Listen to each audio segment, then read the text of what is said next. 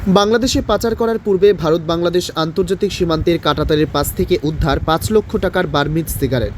পাচারকারীরা অবৈধভাবে বাংলাদেশে Burmese cigarette পাচার করার পূর্বে ভারত বাংলাদেশের আন্তর্জাতিক সীমান্তের কাঁটাতারের পাশে থেকে ত্রিপুরার ঊনকোটি জেলা কৈলাসহর থানার পুলিশ প্রচুর পরিমাণ বার্মিজ সিগারেট উদ্ধার করতে সক্ষম হয়।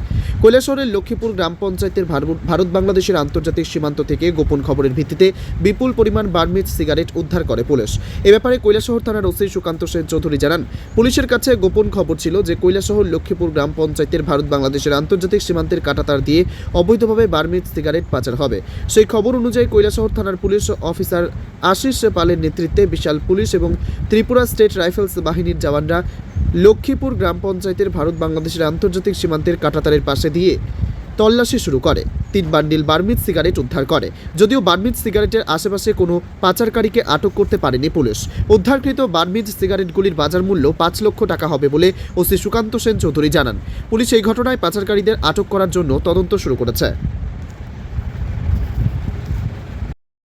আমাদের কাছে একটা ইনফরমেশন আসে যে লক্ষ্মীপুর গ্রাম পঞ্চায়েতের আন্ডারে যে বর্ডারিং ফেন্সিং আছে, বর্ডারিং এরিয়াতে দুই দেশের মধ্যে যে ফেন্সিং, ওই ফেন্সিংয়ের আশেপাশে কোনো একটা জঙ্গলে কিছু প্যাকেট রাখা আছে, এটা সিগারেট বলে এমন দাবি করছিল।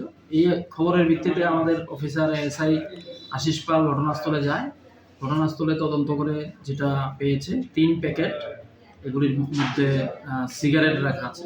সিগারেটগুলি যতটুকু আমাদের ধারণা, এগুলি বার্মিজ সিগারেট বলেই পরিচিত। এগুলি বাংলাদেশে পাচার করার জন্য এখানে এনেছে। কোনো অভিযোগ